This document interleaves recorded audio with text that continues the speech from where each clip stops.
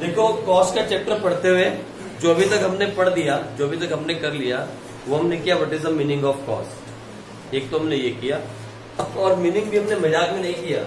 Meaning के अंदर क्या क्या आया, what is direct expenditure, what is indirect expenditure and what is the meaning of minimal profit. तीनों को ऐड करके क्या बन जाती है, कॉस्ट ऑफ प्रोडक्शन। पढ़ लिए, आ जाओ। सेकंड नंबर पे हम आगे बढ़े कॉस्ट के बाद, फिर हमने पढ़ा what is the meaning of fixed cost and variable cost. हमने कहा fixed cost is the cost which never changes. Fixed cost कौन सी कॉस्ट होती है, जो कभी भी चेंज नहीं होती। मतलब चाहे प्रोडक्शन 0 हो, चाहे प्रोडक्शन 100 हो जाए, फिक्स्ड कॉस्ट रिमेन कांस्टेंट। ये हमने पढ़ा। फिर हमने पढ़ा what is variable cost. Variable cost वो होती है जो वेरी करती है। Variable means something which very. कैसे, अगर प्रोडक्शन 0 है तो कॉस्ट, प्रोडक्शन बढ़ेगी तो कॉस्ट बढ़ेगी। That is called variable cost. हमने इसके अंदर डिफरेंस पढ़ा, ठीक है, पढ़ा था ना याद से। फिर हम तीसरे टॉपिक पे आ गए। हमने कहा explain the meaning and types of short run cost. ये शॉर्ट रन कॉस्ट कितने तरह की होती है और इसके बारे में पढ़ा जाए। तो हमने कहा ये 3 तरह की होती है। बोलो कौन कौन सी 3 तरह की। एक, सबसे पहले बोलो ना, सबसे पहले टोटल कॉस्ट, दूसरी टोटल फिक्स्ड कॉस्ट, तीसरी, इन दोनों को जोड़ दे तो क्या आ जाता है, ये बहुत इंपॉर्टेंट है। हमने कहा total cost is equal to total fixed cost plus total variable cost. भाई ये तो फिक्स रहेगी, ये वेरी करेगी प्रोडक्शन के साथ साथ, और दोनों को जोड़ दे तो क्या आ जाएगा, टोटल कॉस्ट।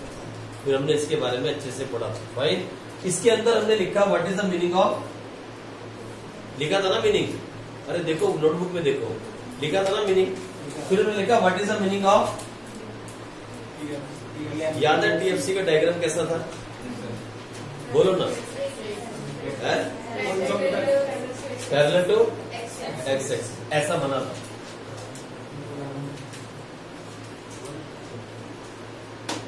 ये था टीएफसी का डायग्राम कैसा था, ऐसे। फिर हमने बनाया इसके बाद टीवीसी, टोटल वेरिएबल कॉस्ट, और उसी पे हम थे। हमने टीवीसी को बनाया तो टीवीसी कुछ ऐसा बना, कुछ ड्रावना सा बना था, ऐसे करके, ऐसे। पहले ये इंक्रीज हुआ इंक्रीजिंग रेट के ऊपर, पहले ये ऐसे गया और फिर ऐसे गया, इंक्रीज एट डिक्रीजिंग रेट और फिर इंक्रीज एट डिक्रीजिंग रेट। इसके 2 फेज बन गए थे। TVC first increase at decreasing rate and then increase at increasing rate. इसके 2 फेज थे। This was the first phase and this was,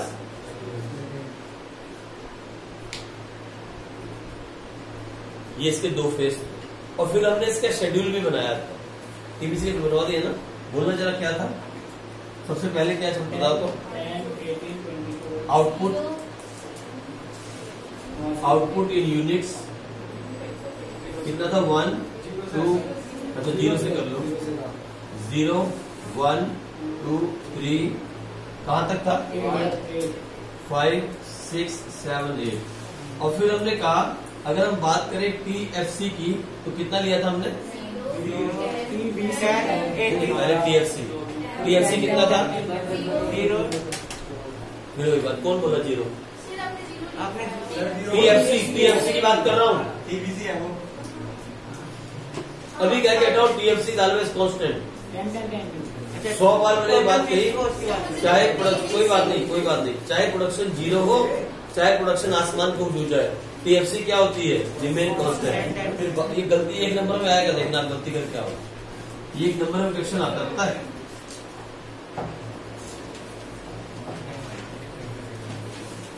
वो पूछेगी TFC is equal to 0, true और false. आप लिख दोगे ट्रू, आंसर हो जाएगा 0। टीएफसी जो है, टीएफसी हमेशा क्या रहती है, चाहे प्रोडक्शन, आउटपुट का मतलब क्या है, प्रोडक्शन। चाहे प्रोडक्शन 0 हो, टीएफसी क्या रहती है, चाहे प्रोडक्शन 8 हो जाए, टीएफसी क्या रहती है, कभी नहीं बदलती। दिमाग में डाल लो और कील गाड़ लो ऊपर, चेंज नहीं होगा बार बार। अब बारी आई थी किसकी, मैंने कहा इस पूरे चैप्टर के अंदर आपने क्या याद रखा था? बोलो क्या था, जल्दी बोलो। 2, 5, 9, 12, 14, 15, 14, यही था ना। इस पूरे में क्या याद रखना पड़ेगा? बोलो क्या, जल्दी बोलो, फटाफट। एक बोलो, सारे बोलो, याद है? मुझे कैसे लिखेगा? 0, 0, 10, 18, फिर 24, 28, 32, उसके बाद 38, 46, लो। अब सुनो मेरी बात, ये था हमारा टीवीसी। भाई इधर देखो, टीवीसी की कहानी क्या थी? टीवीसी की कहानी बहुत सिंपल थी। ये देखो हमने क्या बोला, दिस इज टीवीसी, ये आउटपुट है। टीवीसी की कहानी क्या है? पहले फेज के अंदर टीवीसी इंक्रीज एट, कहा देखे तो जरा, 0 से 10 हुई, 10 से कितनी बड़ी? 18 से 24 से 28 से, ये देखो ये इसका पहला फेज है। अरे कॉस्ट है ये, कॉस्ट। टीवीसी माने total variable cost is increasing, but कौन से रेट पे? देख लो साफ दिख रहा है, मैं सच बोलता हूँ। पहले वाले में फिर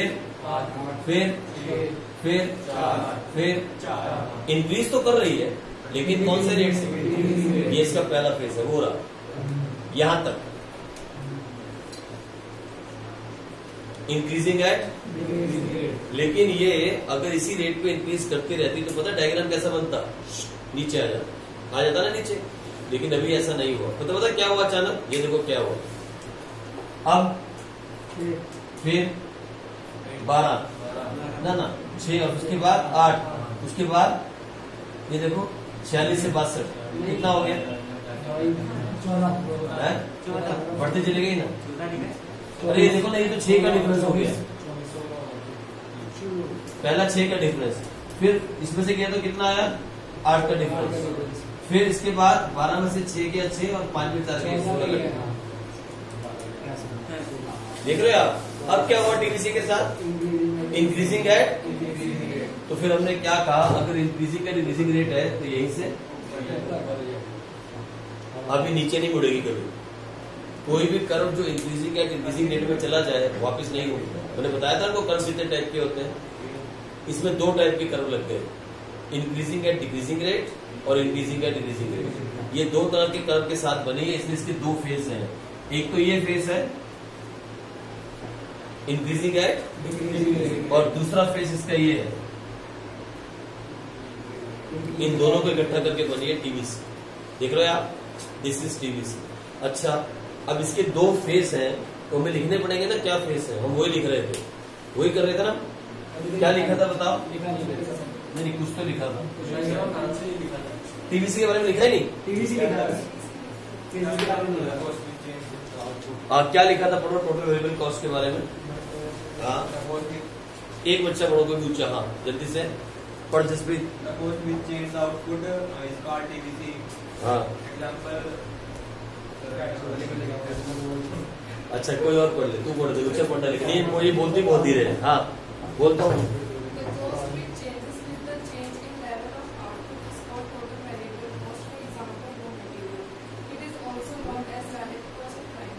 वेरी गुड, ठीक है, इतना ही ठीक है। और सामने शेड्यूल बना दिया था, डायग्राम बन गया था। अब हम लिखे इसके फेज के बारे में। अच्छा, 2 फेज तो दिख रहे ना आपको? नजर भी आ रहे ना यहाँ शेड्यूल में? लिख लो, पहला फेज दूसरा फेज कर लो, शेड्यूल में कर लो ताकि गलती ना हो। This is first phase, this is second phase. और लिखिए इसके बारे में जल्दी से। फेज 1,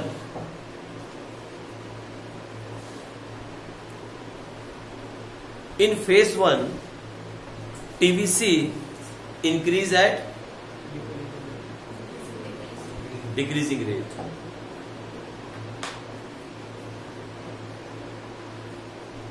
इसका मतलब क्या है?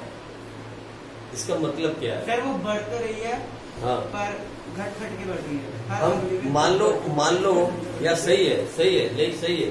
इसका मतलब क्या होता है?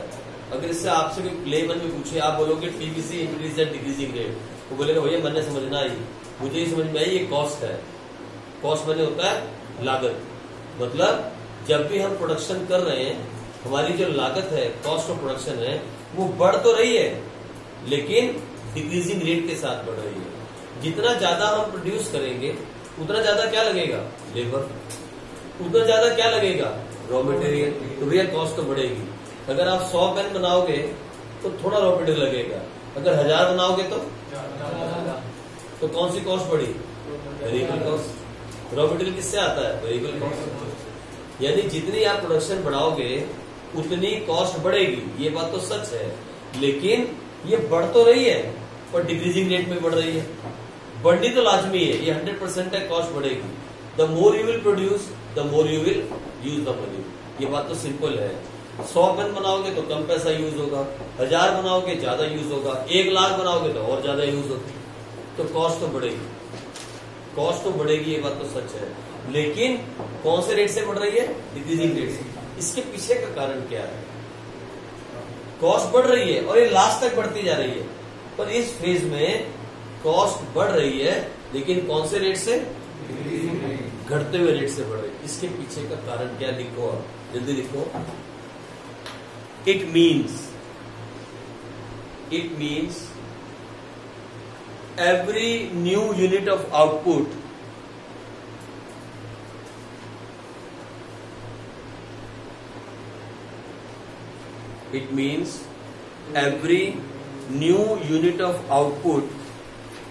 involve a lower cost। ऐसा क्यों हो रहा है, लिखो, it is because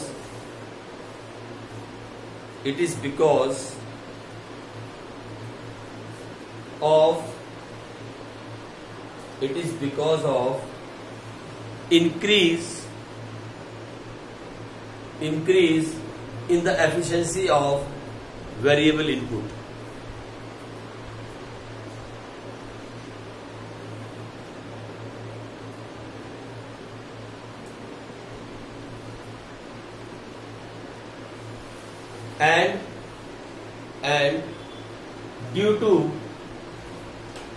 and due to the proper utilization of fixed input।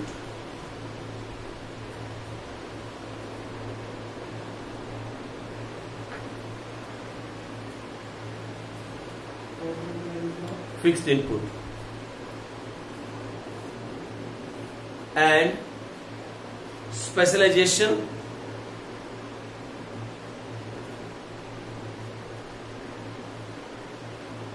comma division of labor।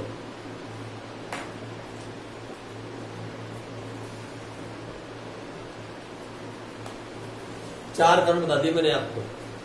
पहला कारण क्या था, increasing the efficiency of variable input. दूसरा कारण क्या बताया, proper utilization of fixed input.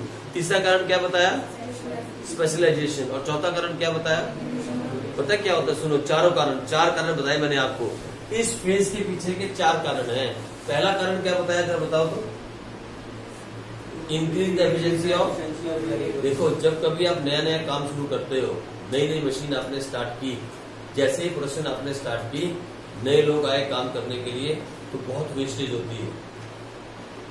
Wastage होती है ना शुरू में। पहले ये देखो, इधर भी देखो, 0 से बढ़ के कितनी हो गई, यानी कॉस्ट बढ़ गई, वेस्टेज ज्यादा हो रही है।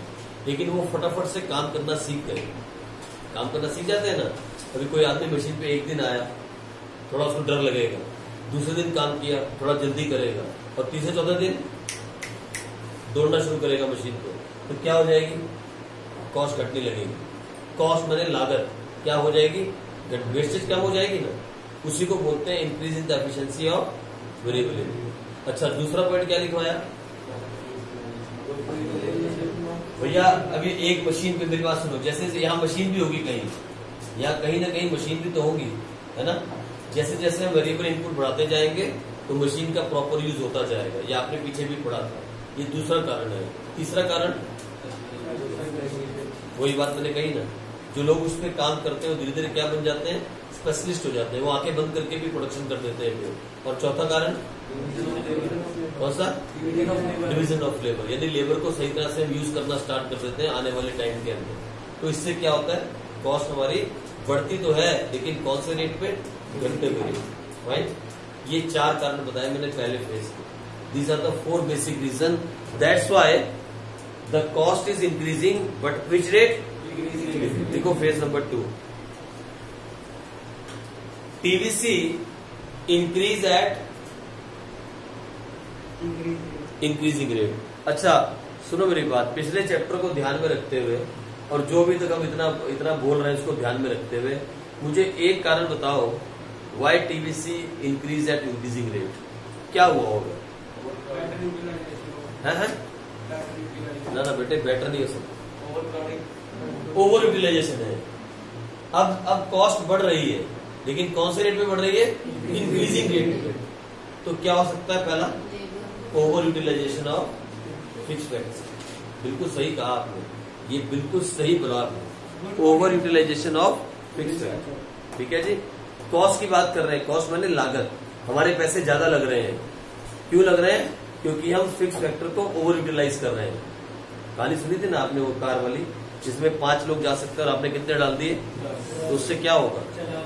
चलान भी कट गया, कार भी तोड़ दी आपने और बंदा भी मार दिया साथ में, सारे काम कर दिए। ठीक है ना, इसे बोलते हैं ओवर यूटिलाइजेशन।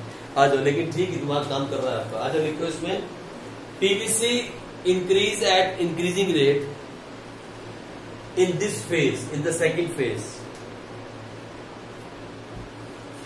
It means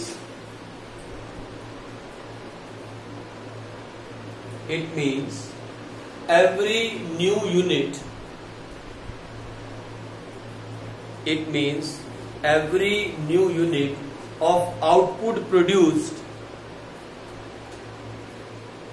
बोलो क्या लिखेंगे? Yes, every new unit of output produced has a higher cost. उसमें लोअर था, इसमें क्या है? Higher cost. आगे लिखो, इट इज बिकॉज, ऐसा क्यों हो रहा है? 2 कारण हैं। Number 1, over utilization of fixed input, और number 2, fall in the efficiency of variable input.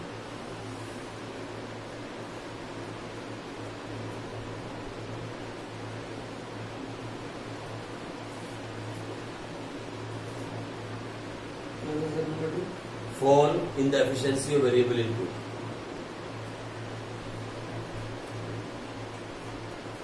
ठीक है जी।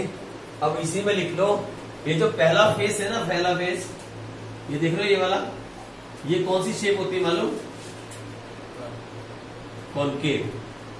वो पढ़ा था ना आपने, कहाँ पढ़ा था यार? 9th क्लास में, 10th में पढ़ा था। इसे कौन सी शेप बोलते हैं? और ये लिख लो, in the first phase PVC is concave shape and the second phase it is convex shape.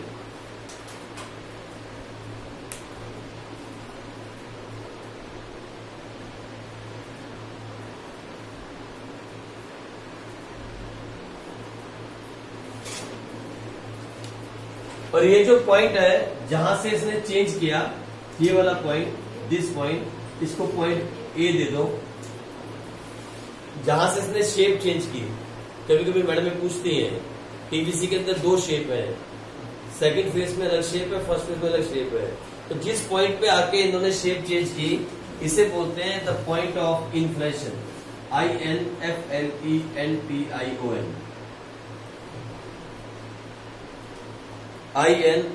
INFLENTION, right. इस पॉइंट को जहां पे 2 शेप चेंज करते हैं,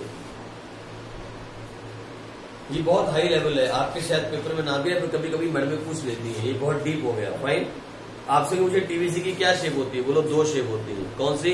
first increasing at increasing rate, no, increasing at decreasing rate, और फिर increasing at, तो बोलेगा पहले वाली को क्या शेप बोलते हैं? दूसरे वाली को? अच्छा, जहां दोनों शेप आपस में मिलती है उस पॉइंट को क्या कहते हैं? इन्फ्लेशन। सारी बातें हो गई टीवीसी। हमने पढ़ लिया what is TC, what is TFC and what is TVC, और हमने पढ़ लिया what are the reason behind the phases of TBC.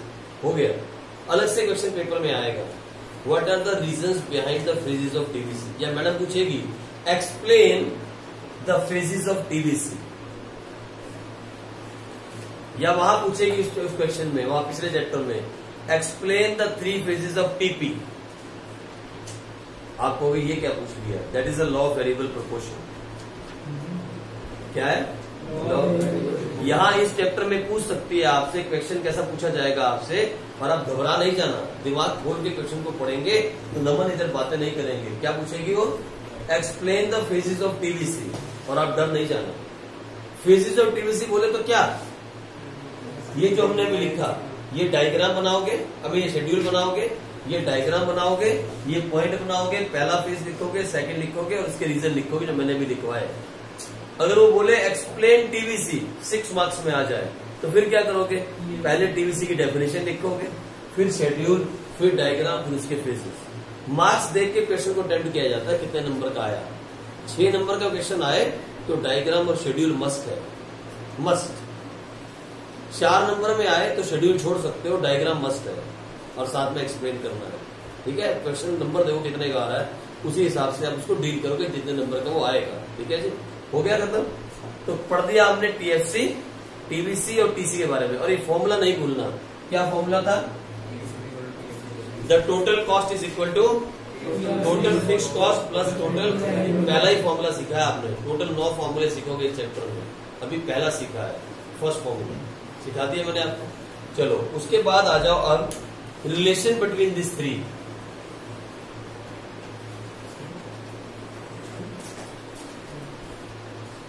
अच्छा, मैं आपसे जीके का प्रश्न पूछता हूँ, जीके का। इधर देखो, रिलेशन से पहले एक बात पूछता हूँ मैं आपसे। इधर देखो, इधर ये है टीसी और ये है इन दोनों का जोड़। फाइन, मैं आपसे एक बात पूछता हूँ छोटी सी, दिमाग से लगा के मेरे को आंसर देना।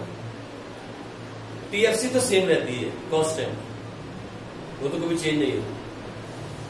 तो टीसी में जो भी चेंज आएगा उसके पीछे का रीजन क्या होगा, क्या रीजन होगा, क्यों, production up and down, production up and down बढ़ेगी प्रोडक्शन। नहीं, मेरी बात करो, मेरी क्वेश्चन सुनो। टीसी में जो भी चेंज आता है उसके पीछे का रीजन क्या है, टीबीसी। क्यों, क्योंकि टीएफसी कांस्टेंट है। ये तो मैंने पूछा, टीएफसी क्या रहती है, कांस्टेंट रहती है। ये भी एक नंबर मैडम में पूछती है, जो चेंज आता है टीसी में उसके पीछे का रीजन क्या है, what is the reason behind, उसके पीछे का रीजन कौन है, टीबीसी।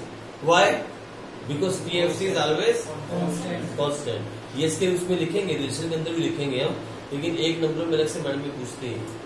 इस चैप्टर के अंदर जो बच्चों को फंसाते क्वेश्चन है वो है एक नंबर वाले, क्योंकि जब एक नंबर का मैडम पूछती है ना, आप दिमाग नहीं दौड़ाते हो, आप तुक्का मार के आंसर देने की बात करते हो।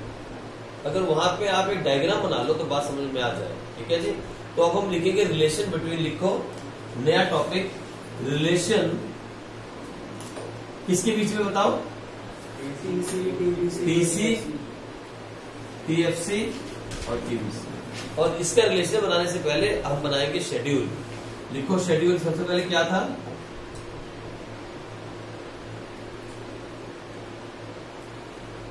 फिर क्या था, फिर, और यहां क्या आ जाएगा,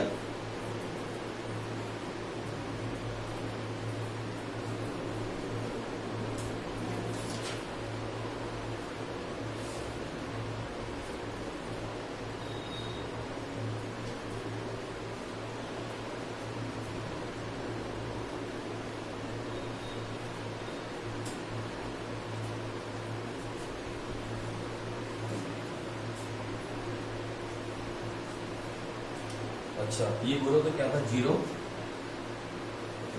10, 28, 32, 38, 46, 62, 0, मतलब 62 बस। और टीसी कितना आ जाएगा बताओ, टीसी बता, आगे कितना आ जाएगा, हाँ हाँ हाँ हाँ 20, हाँ 30, हाँ 40, हाँ 48, हाँ हाँ क्या है टीसी?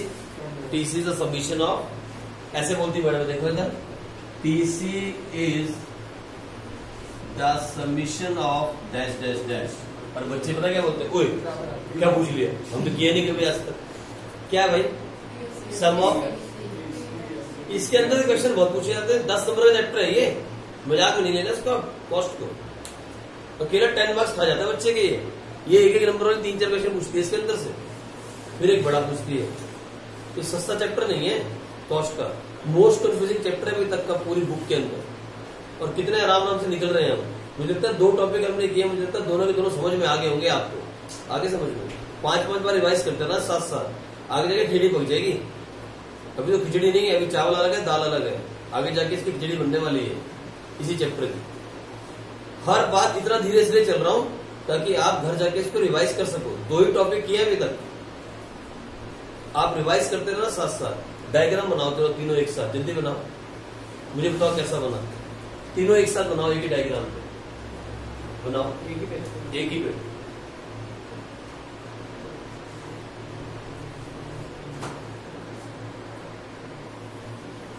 जल्दी से लिखो पहला रिलेशन, ऐसा सा डायग्राम आपका बन के आ जाएगा। तो लिखो TC curve is the summation of TFC and TVC. Therefore, it always lies above the two curve. बोलो सच के झूठ? Always lies above the two curve, दोनों के ऊपर रहेगा। बोलो सच है कि झूठ है? दिख रहा है आपको? इससे भी ऊपर और इससे भी ऊपर है। क्यों? इन दोनों का सम है टीसी। हो गया पहला रिलेशन। लिखो रिलेशन नंबर 2। जहां ना समझ में आए मुझे रोक देना। At 0 level of output,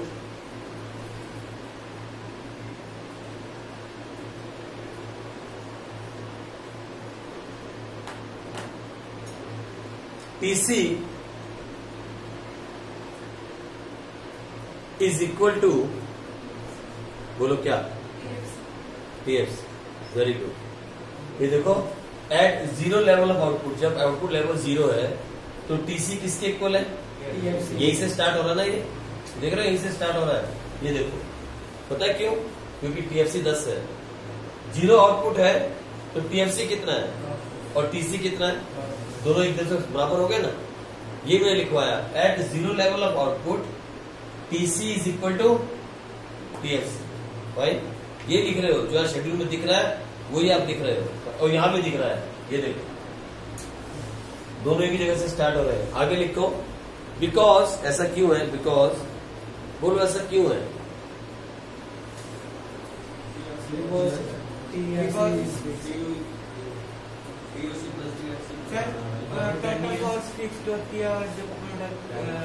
एक वर्ड में आंसर दो। बिकॉज एट द 0 लेवल, इसकी बात कर रहे हैं हम, इसकी बात कर रहे हैं।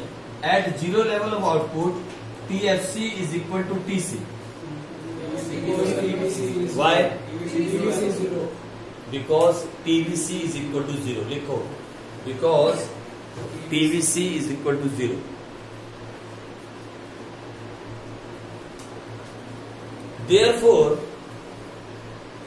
Therefore TC and TFC start, आगे लिख लो, लिख लो। Therefore, TC and TFC start from the same point. जो दोनों चीजों में पढ़ रहे हो ना, शेड्यूल के अंदर और डायग्राम के अंदर, वही बात मैं बोल रहा हूं। मैं कोई भी बात ऐसी बोलूं जो आपको यहां या यहां ना दिखे, मुझे वही रोक देना, सर ये वाली बात झूठ बोल दी आपने। मैं जो भी कह रहा हूं वो शेड्यूल में सामने दिख रहा है और डायग्राम में सामने दिख रहा है। मैं कोई बात अपनी तरफ से ऐड नहीं की, रिलेशंस हैं, मैं कोई बात ऐड नहीं कर सकता। मैंने पहला कहा रिलेशन क्या? टीसी कर्व जो है वो इन दोनों कर्व्स के ऊपर होगा। क्यों? क्योंकि दोनों का समीशन है। ये मैंने पहली बात कही। दूसरी मस्ती नहीं, दूसरी मैंने क्या बात कही कि जीरो लेवल ऑफ आउटपुट के ऊपर टीसी टीएफसी के बराबर होगा। क्यों? और दोनों एक ही पॉइंट से स्टार्ट होंगे। क्यों? क्योंकि दोनों बराबर हैं, एक ही पॉइंट से स्टार्ट होंगे। देख रहे हैं आप, जो भी कह रहा हूं यहां दिख रहा है। दो रिलेशन हो गए। देखो relation number 3, the vertical distance between TFC and TC, the vertical distance between TFC and TC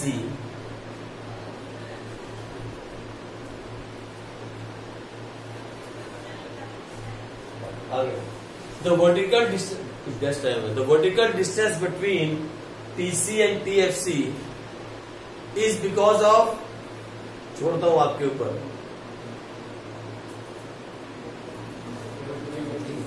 the vertical distance between TC and TFC is because the vertical distance between TFC and TC, हाँ दोनों के बीच में ये TC और TFC जो distance है, vertical distance, इसका main reason क्या है? देखो, yes, it's because of TVC।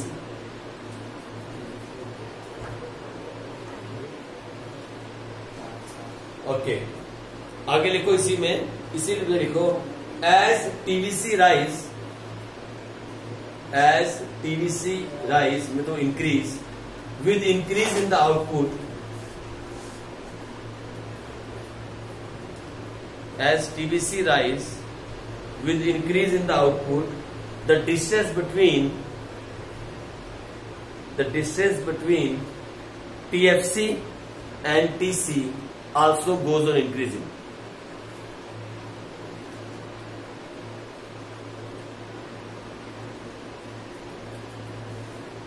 ठीक है जी।